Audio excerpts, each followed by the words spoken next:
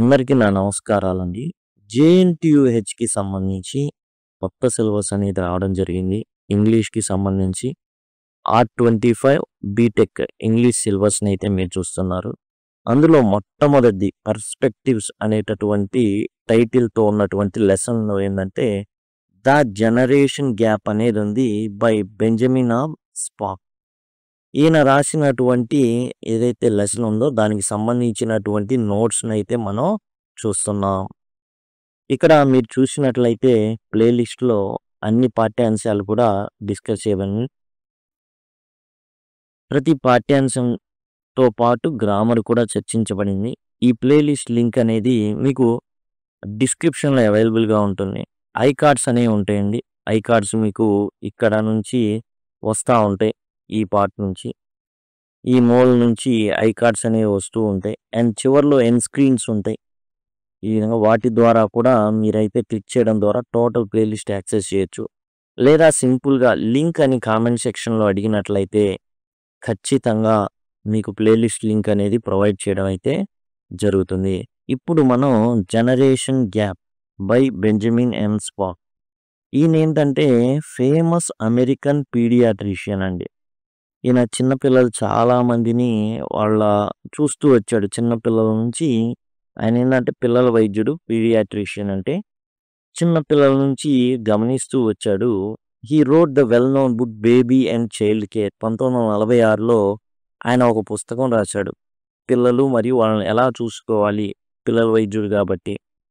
Using psycho analysis to understand child behaviour and parenting issues. Doctor దగ్గరికి వచ్చినప్పుడు చెప్తూ ఉంటారు. వీడు మాట వినడండి, చెప్పినా ఇట్లానే చేస్తాడండి, వ్యతిరేకంగా చేస్తాడని. కాబట్టి మానసిక విశ్లేషణ అనేది ఆయన చేశాడు. సైకో అనాలిసిస్ అంటే మానసిక విశ్లేషణ. పిల్లవాడి యొక్క ప్రవర్తన ఎట్లా ఉంటుంది అనేసి ఆయనకి చాలా దశల్లో పిల్లల్ని చూస్తూ ఉన్నాడు కాబట్టి దాని ఆధారంగా ఆయన అనుభవ ఆధారంగా బెంజమిన్ ఎం స్పాక్ గారు 1946లో బేబీ అండ్ చైల్డ్ కేర్ రాశారు. అండ్ మానసిక విశ్లేషణ కూడా చేయడం అయితే జరిగింది. మీరు ఏదైతే వీడియో ఇప్పుడు చూస్తున్నారో టైటిల్‌ని క్లిక్ చేస్తే ఈ విధంగా ఓపెన్ అవుతుందండి. ఇక్కడ నుంచి మీరు అదిగోండి ప్లేలిస్ట్ అని ఉంటుంది. ఈ విధంగా దీన్ని క్లిక్ చేస్తే మీకు ప్లేలిస్ట్ అనేది ఓపెన్ అవుతుంది. ఇందాక చూపించినటువంటి ప్లేలిస్ట్ ఏదైతే ఉందో. తర్వాత iMojo.in JNTH ఉంటుంది. క్లిక్ చేస్తే ఈ విధంగా మీకు ఓపెన్ అవుతుంది. ఇక్కడ నుంచి నేను ఏదైతే నోట్స్ చెప్పానో అది మీరు ఇక్కడ పర్చేజ్ అయితే చేయొచ్చు. ఖచ్చితంగా పర్చేజ్ చేయాలని ఏమీ లేదు. జస్ట్ మీరు స్క్రీన్‌షాట్ తీసుకొని కూడా నోట్స్ అయితే రాసుకోవచ్చు. కావాలి అనుకుంటే తీసుకోవచ్చు. మెయింటెనెన్స్ పర్పస్ కోసం అయితే ఉంచడం జరిగింది. The generation gap appears mainly in adolescence. కొంచెం యుక్త వయసు టీనేజ్ అట్లా దాటిన తర్వాత ఏం జరుగుతుందంటే ఇది టీనేజే. అడోలసెన్స్ అనేది 10-19 అన్నమాట. అంటే దరిదాపుగా టీనేజ్ ఏదైతే ఉంటుందో అది. అడోలసెన్స్ అనేది టీనేజ్ అన్నమాట. యుక్త వయస్సు. ఏదైతే పూర్తిగా వాళ్ళ మానసిక అన్ని అవయవాలు గాని అన్నీ కూడా పీక్ స్టేజ్‌కి 19కి చేరతాయి. ఆ ఏజ్ వరకు అన్నమాట మొత్తం. Teenagers want freedom and identity. కాబట్టి 10-19 ఏళ్ళు ఎవరైతే ఉన్నారో వాళ్ళకేం కావాలంటే స్వేచ్ఛ కావాలి. అండ్ ప్రత్యేక గుర్తింపు కావాలి. Parents still expect obedience. కానీ వీళ్ళ నుంచి జనరల్‌గా ఒక 10 ఏళ్ల పిల్లోడు నాకు స్వేచ్ఛ కావాలి, స్వాతంత్రం కావాలి అన్నాడనుకోండి. లేదా 13 ఏళ్ళు కుదరదు. చట్టం కూడా ఇవ్వదు. కానీ పేరెంట్స్ ఏందంటే వాళ్ళ నుంచి విధేయత కోరుకుంటారు. మేము చెప్పింది వినాలి అని కోరుకుంటారు. Which creates tension. అది ఏం జరుగుతుందంటే వాళ్ళ ఇద్దరి మధ్య అది ఆ సంబంధం ఏమవుతుంది అంటే కొంచెం గందరగోళానికి దారితీస్తుంది. తగువులాడుకోవడానికి కానివ్వండి, మనస్పర్ధలు రానివ్వడానికి కానీ అది కారణమవుతుంది. ఏం కారణం అవుతుంది? విధేయతని కోరుకోవడం. నేను చెప్పింది వినాలిరా నువ్వు అని చెప్పేటటువంటి పేరెంట్స్ యాటిట్యూడ్ వలన. This struggle is natural in growing up. ఎట్లాంటి పరిస్థితుల్లో ఉన్నా కానీ ఈ స్టేజ్‌లో ఆ విధంగానే జరుగుతుంది. ఎవరు? టీనేజర్స్ వాళ్ళు స్వేచ్ఛ కావాలన్నమాట. ఇది టీనేజరే కాదండి. చిన్న పిల్లవాడు ఉన్నాడనుకుందాం. తల్లి దగ్గర పాలు తాగుతా ఉంటాడు. పాలు నాకు అవసరం లేదు, వద్దు అన్న టైంలో ఏం చేస్తాడంటే కొరకడం మొదలుపెడతాడు. భయంకరమైన నొప్పొస్తుంది తల్లికి. అప్పుడు ఏం చేస్తుందంటే ఆమె చిన్నగా ఈ చిన్నగా స్టార్టింగ్ కొంచెం మెత్తగా వండించేసి బెల్లం అన్నం అని ఇలాంటివి అలవాటు చేస్తారు. ఇలా కొరకడం. అంటే అక్కడ చిన్న పిల్లోడు నాకు స్వేచ్ఛ కావాలి. నీ నుంచి నాకు స్వేచ్ఛ కావాలని కోరుకున్నాడు తల్లి నుంచి. తర్వాత తండ్రి పెంపకం స్టార్ట్ అవుతుంది. ఇక్కడ ఏం జరుగుతుంది అంటే టీనేజ్‌లో తండ్రి నుంచి కూడా స్వేచ్ఛ కావాలి. నీ అదుపు ఆజ్ఞల్లో నేను ఉండాలి అని అనుకోవడం లేదు. For a good cause. ఎందుకంటే తాను కూడా ఒక ఐడెంటిటీని క్రియేట్ చేసుకోవాలి. తాను కూడా ఒక ఫ్యామిలీగా ఏర్పడాలి. Irritation increases as teens grow stronger. ఇంకా ఈ టీన్స్ ఏమవుతారు 19 వచ్చేసరికి ఎట్లా చాలా ఎత్తయిపోతారు. తర్వాత స్ట్రాంగ్‌గా తయారవుతారు. తల్లిదండ్రులు కొంచెం వీక్ అవుతారు. And learn from the outside world. అలానే బాహ్య ప్రపంచం నుండి చాలా నేర్చుకుంటారు. But must still follow home rules. కానీ ఇంటికొచ్చిన తర్వాత అతనికి అదొక జైల్లాగా అనిపిస్తుంది. అదొక క్రమశిక్షణ మిలిటరీ స్కూల్‌లాగా అనిపిస్తుంది. Conflict is sharper with same sex parent due to hidden rivalry. దాంతో గొడవలనేవి చెలరేగుతాయి. ఇదేదో గొడవలంటే ఇద్దరు కత్తులు తీసుకొని పొడుచుకుంటారని కాదు. ప్రతి దానికి విసుక్కోవడం అంతే నానంతే. ఇదొద్దంటాడు, అదొద్దంటాడు, ఎక్స్‌కర్షన్‌కి వద్దంటాడు, వాళ్ళింటికి వద్దంటాడు, ఈళ్ళింటికి వద్దంటాడు, పబ్‌కెళ్తానంటే వద్దంటాడు. అరే 12కి బయట తిరుగుతానంటే వద్దంటాడు. ఏందిరా ఇదనేసి యాక్చువల్‌గా అమ్మాయిలైతే అమ్మలతో అండ్ అబ్బాయిలైతే తమ యొక్క తండ్రులతో ఏందంటే హిడెన్ రైవల్రీ ఉంటుంది. కనబడనటువంటి శత్రుత్వం దాగుంటుంది. Rebellion can be useful or harmful. ఈ ఏదైతే తిరుగుబాటు ఉంది చూసారా? ఇది ఉపయోగకరం కావచ్చు, కాకపోవచ్చు. హానికరం కూడా అవ్వచ్చు. ఉపయోగకరంగా మార్చుకునేది కొంతమందైతే, హానికరంగా మార్చుకునేది ఇంకోళ్ళు. It is useful when it seeks real reform and social change. ఇది ఈ రైవల్రీని మనం మంచి పద్ధతిలో అభివృద్ధి పదంలో ఒక పిల్లోడిని నడిపించడానికి ఉపయోగించొచ్చు.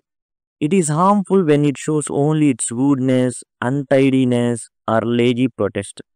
కొంతమంది ఏం చేస్తారంటే నెగెటివ్‌ని కోరుకుంటారు. ఏం చెప్పినా కదలరు. ఆడే ఉంటారు. రూములన్నీ కూడా చిందరవందరగా చేసి పడేస్తారు. స్నానాలు చేయరు. గబ్బు గబ్బుగుంటారు. దురుసుగా ప్రవర్తిస్తారు. ఏమవుతుందో వాడికి అర్థం కాదు. వాడికి ఒక స్పెషల్ ఐడెంటిటీ కావాలి. ఇలాంటి సందర్భంలోనే కొన్ని ముఖ్యంగా జెయిన్స్ ఉంటారు కదా! వాళ్ళేం చేస్తారంటే బయటికి గెంటుతారు పిల్లల్ని. పోరా బయటికి. అతనికి ఏం చేస్తారంటే ఓ 10 రోజులు సరిపడిన ఇచ్చేసి బయటికి గెంటేస్తారు. పో బతుకు. నువ్వు బతికి రావాలి. ఒక 6 నెలలు. మంచి రిచ్ ఫ్యామిలీస్‌లో జరిగిద్దనమాట ఇది. ఏం చేస్తారంటే బయటికి గెంటేస్తారు. పో నువ్వు ఎక్కడైనా బతుకు. రా. ఒక 6 నెలలు, 3 నెలలు వాళ్ళు చెప్తారు. నీ ఇష్టం వచ్చిన చోట బతుకని కొంత మామూలు అమౌంట్ ఇచ్చి తరుముతారు ఇంట్లో నుంచి. Identity is built from 3 things. ఇక్కడ ఒక పిల్లవాడికి ఐడెంటిటీ 3 విషయాల నుంచి వస్తుంది. ఇప్పుడు స్ట్రాంగ్ అయ్యాడు. చాలా విషయాలు తెలుసు. అండ్ నాకు అప్పటిదాకా నాన్న హీరో అనుకున్నది కాస్త నాన్నకేం తెలీదు అనేటటువంటి యాటిట్యూడ్‌కి వస్తుంది. Because of the peer influence. అంటే పక్కనున్న స్నేహితులు వీళ్ళ వల్ల. Style of rebellion. ఫస్ట్ ఏందంటే ఇన్‌ఫ్లూయెన్స్ ఆఫ్ పేరెంట్స్. నాన్న హీరో, అమ్మ హీరో అనేటటువంటి స్థాయి నుంచి ఏం జరుగుతుంది? అమ్మ హీరో అంటే ఆడపిల్లకి ఎలా కనబడుతుంది? తల్లే మెయిన్ ప్రొటాగనిస్ట్‌లా కనబడేటటువంటి హీరో క్యారెక్టర్‌తో ఉండేటటువంటి లక్షణాలుంటాయి. ఎప్పుడు దాకా? 10 ఏళ్ల దాకా. ఎప్పుడైతే అడోలసెన్స్, టీనేజర్ ఉన్నారో చిన్నగా మారుతా ఉండిద్ది. అమ్మకేం తెలీదు. అబ్బాయిలైతే నాన్నకేం తెలీదు. పాత చింతకాయ పచ్చడి. Style of rebellion. ఇక వీళ్ళు యాక్చువల్‌గా తండ్రిని హీరోగా అనుకుంటారు గదా! అప్పటిదాకా అబ్బాయిలు. అమ్మాయిల వాళ్ళ అమ్మని హీరోయిన్ అంటే బాగోదని హీరో అంటున్నాను. అంటే మెయిన్ ఒక ఆకర్షించేటటువంటి క్యారెక్టర్. మా అమ్మలాగుండాలి, మా నాన్నలాగుండాలి అనే స్థాయి నుంచి వేరుగా మారిపోద్ది. ఏం తెలీదు. అప్పుడు రెబెలియన్ ఎలా? పాజిటివ్ రెబెలియన్‌లో ఉన్నారా? నెగెటివ్ రెబెలియన్‌లో ఉన్నారా? అనేది వాళ్ళ ఐడెంటిటీని క్రియేట్ చేస్తుంది. Needs of the time. ఆ సమయాన్ని బట్టి ఉండే అవసరాలు. ఒక 30 ఏళ్ల ముందనుకోండి.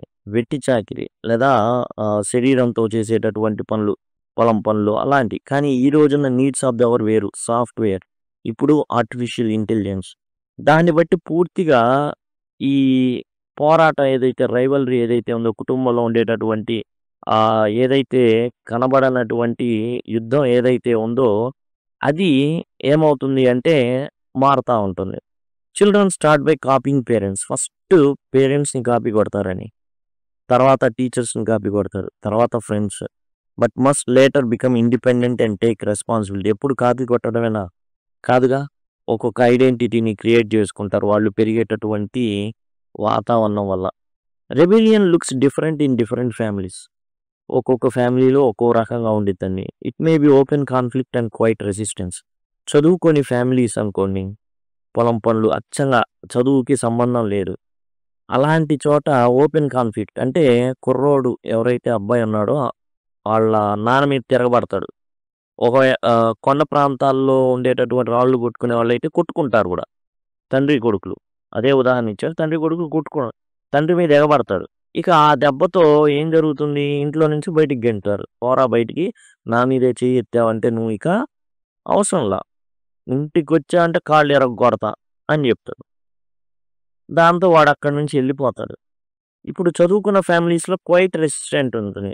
ఎవరికి పడదు. నాన్న గొప్పోడు అనేది కాన్సెప్టు 10 ఏళ్ళకి నుంచి పోతా ఉంటుంది. చిన్నగా ఫేడ్ అయిద్ది. ఎప్పుడుకొచ్చిద్ది అది మళ్ళీ 30 ఎప్పుడైతే ఈళ్ళు పిల్లలు కొంచెం ఒక 5 ఏళ్ళు వచ్చిన కాడ నుంచి స్టార్ట్ అయిద్ది. మా నాన్న గొప్పోడు మళ్ళీ సర్కిల్ స్టార్ట్ అయిద్దనమాట. అంటే ఏం లేదు. ఇప్పుడు పిల్లోడు ఏదైతే 10 ఏళ్ల నుంచి నాన్న గొప్పోడు అనేది ఫేడ్ అవుతా ఉంటుంది గదా! ఈడికి పెళ్ళయ్యి వాడి పిల్లోడికి ఒక 5 ఏళ్ళు స్టార్ట్ నుంచి ఇక అర్థమైద్ది నాన్న గొప్పోడు. అప్పుడు మళ్ళీ సర్కిల్ స్టార్ట్ అయిద్దనమాట. Still the generation gap is positive. ఈ జనరేషన్ గ్యాప్ ఏంది? దరిదాపుకి తండ్రికిను కొడుక్కొచ్చేసి ఒక 30 ఏళ్ల గ్యాప్ ఉంటుంది ఈ మధ్యలో. 20 ఏళ్ళకి పెళ్ళయిందనుకుంటే. ఇంక 30 ఏళ్ళకి పెళ్ళైతే 40 ఏళ్ళు గ్యాప్ 40 ఏళ్ళు ఉంటది. Generation gap. దీన్ని మనం ఏం చేయొచ్చంటే పాజిటివ్‌గా మార్చొచ్చు. ఏదైతే రైవల్రీ ఉందో దాన్ని సావధానంగా అర్థం చేసుకోవడం వాడిని. ఎలాంటి ఇబ్బందులు పడుతున్నాడు, వాడికి గౌరవం ఇయ్యడం. నువ్వు సూపర్ నాన్న భలే అసలు ఎక్సలెంట్ నువ్వు. కానీ ఇట్లా ఉంటే బాగుండిద్ది. ఆలోచించు నీ ఫ్రెండ్స్ కన్నా యూ ఆర్ యూనిక్ ఫెలో. నేను అనుకోవట్లా. You are very hero. నీ ఫ్రెండ్స్ నీ అంత గొప్పోళ్ళేనా? ఉంటే ఉండొచ్చులే వాళ్ళ అది నువ్వు యూనిక్‌గా పెరుగుతున్నావు. వాళ్ళలో ఉన్న క్వాలిటీస్‌ని మనం ఇది చేసి ఒక ఫ్రెండ్లీ ఎన్వైర్న్‌మెంట్ అనేది క్రియేట్ చేసి మసిపూసి మారేడుకాయ చేసి మంచి మార్గంలో నిలబెట్టాలి వాడిని. It helps youth form values. ఆ టైంలోనే యూత్‌కి వాల్యూస్ వస్తాయి. ఒక్కొక్కడికి ఒక్కో వాల్యూ ఉంటుంది. ఇమాజిన్ చేంజ్ అండ్ మార్పులు వస్తుంటాయి వాళ్ళు. ఒక చాలా మార్పులు. మానసిక మార్పులొస్తాయి. శారీరక మార్పులొస్తాయి. కాబట్టి సొసైటీని చూసేటటువంటి దృక్పథం మారుతుంది. Prepare for the future. ఇక భవిష్యత్తు తరానికి అతన్ని మోల్డ్ చేయడం అనమాట. ఇప్పుడున్న సొసైటీలో ఎప్పుడో 1700 సంవత్సరంలో పుట్టి పెరిగినోడిని టైమ్ ట్రావెల్ చేయించి ఇక్కడ తీసుకొస్తే బతకలేడు. ఎవరు బతకలేరు. అప్పుడు సొసైటీ వేరు, ఇప్పుడు సొసైటీ వేరు. కాబట్టి తట్టుకోలేడు. కాబట్టి ఈ వ్యక్తి ఎవరైతే టీనేజర్ ఉన్నాడో ఈ పరిస్థితుల్ని తట్టుకొని నిలబడి మార్పు చెందుతా ఉంటాడు. దీన్ని మనం చాలా జాగ్రత్తగా పరిశీలించుకుంటా ఉండాలి. ఇక్కడ చేయాల్సిందల్లా ఏందంటే వాడిని చాలా చక్కగా, నీట్‌గా, పొందిగ్గా అర్థం చేసుకొని గొప్పోడివిరా నువ్వు అసలు ఎక్సలెంట్. నువ్వు ఇలా వెళ్తే బాగుంటుందని ఎంకరేజ్ చేసుకుంటా ఎడ్యుకేటెడ్ ఫ్యామిలీస్‌లో చేయాల్సింది ఇది. కానీ చాలా వరకు ఏవైతే పూర్ ఫ్యామిలీస్ ఉంటాయో అక్కడ మాత్రం ఉదాహరణ బెంజమిన్ ఎం స్పాక్ ఇచ్చిన ఉదాహరణ ప్రకారం కొండ ప్రాంతాల్లో ఉండే వాళ్ళైతే కొట్టుకుంటారు. తండ్రి మీద ఎగబడతారు. కాబట్టి దాని అర్థం ఏందంటే నేను నీ కంట్రోల్‌లో ఉండదలుచుకోలా. కంట్రోల్‌లో ఉండదు పో. ఎళ్లి నువ్వే సంపాదించుకో. సంపాదించుకొని నువ్వే ఇల్లు నువ్వు మెయింటెనెన్స్ నువ్వే చేసుకో. నువ్వే మెయింటెనెన్స్ చేసుకోలేని వాడివి ఫర్దర్‌గా పెళ్లి ఎలా చేసుకుంటావు? కాబట్టి ఆ కాన్సెప్ట్‌తో నమ్ముతారు. ఇక్కడేందంటే ఉంటుంది గానీ క్వైట్ అనమాట. ఎట్లా ఉంటుందంటే వాళ్ళ అమ్మని తిట్టడం.